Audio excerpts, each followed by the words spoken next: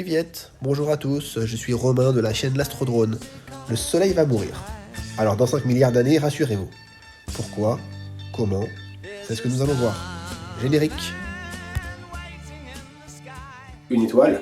Alors oui, le soleil est une étoile comme on en voit dans le ciel. Une étoile, ça vit et ça meurt. Bon, ça, je l'ai déjà dit dans la vidéo précédente. Une étoile, ça fonctionne tiraillé par les lois de la physique. Pour qu'elle naisse, il faut un nuage de gaz composé essentiellement de dihydrogène. Si ce nuage est suffisamment dense et grand, il va commencer à s'effondrer sur lui-même, formant une boule de gaz. Plus cette boule va grossir et prendre de la masse, plus sa gravité va augmenter, attirant ainsi plus de gaz du nuage. Ce qui va ainsi augmenter sa masse, et donc sa gravité, attirant donc encore plus de gaz, augmentant ainsi sa masse et sa gravité, et ainsi de suite, vous avez compris quoi. Cette gravité au cœur du nuage va devenir tellement forte que les atomes d'hydrogène vont commencer à fusionner pour former de l'hélium. C'est ce qu'on appelle une réaction thermonucléaire. Ça dégage énormément d'énergie, comme dans une bombe atomique. C'est ce qui va faire que l'étoile va se mettre à briller et émettre de la chaleur. Les couches externes de l'étoile ne s'effondrent pas car elles sont repoussées par cette énergie. L'étoile est donc tenue en équilibre entre la gravité d'une part, qui vient attirer les couches externes, et l'énergie produite par les réactions thermonucléaires, qui viennent repousser ces couches externes. L'étoile est donc en équilibre. Des milliards d'années passent, et les réserves en hydrogène de l'étoile commencent à s'estomper. Il y a moins de réactions thermonucléaires, donc moins d'énergie produite. Donc, les couches externes commencent à migrer vers le cœur de l'étoile, augmentant à nouveau la pression. Les atomes du cœur de l'étoile, maintenant composés d'hélium, fusionnent en carbone. Des quantités encore plus effroyables d'énergie sont produites. Une partie de la masse de l'étoile est éjectée dans l'espace.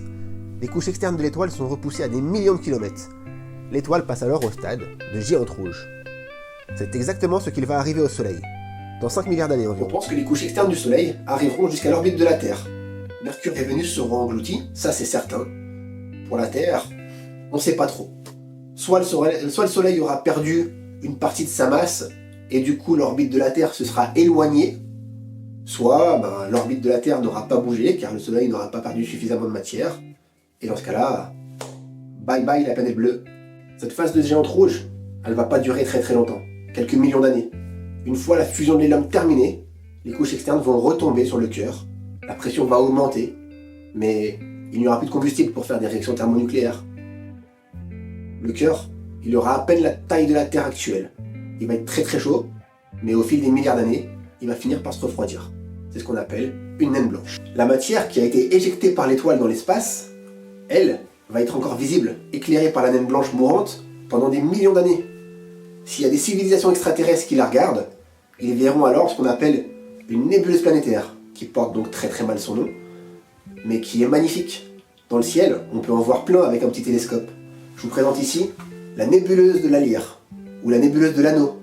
Voici aussi la nébuleuse du Cœur, qui ferait aussi un magnifique fond d'écran sur votre téléphone. Elle est située dans la constellation de Cassiopée, à 6500 années-lumière. Voilà donc le destin ultime de la Terre et du Soleil. Je ne parle pas du destin de l'espèce humaine, et de l'humanité. Nous, ça fera belle lurette qu'on sera plus à la surface du globe. Pourquoi?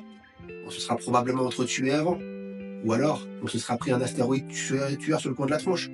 Une épidémie, une invasion extraterrestre, j'en sais rien. En tout cas, d'ici 1 milliard d'années, l'éclat du Soleil va augmenter de 10%. La zone habitable va être décalée. Donc nous, on n'aura pas le choix de migrer. Peut-être sur Mars, peut-être plus loin. On verra bien. En tout cas, moi, vous, on sera plus là pour le voir. Sur ces bonnes paroles, je vais vous inviter à mettre un pouce, à vous abonner à ma chaîne si ça vous plaît. Et puis, n'oubliez pas, prenez de la hauteur, pensez autrement. Waiting in the sky, he'd like to come and meet us, but he thinks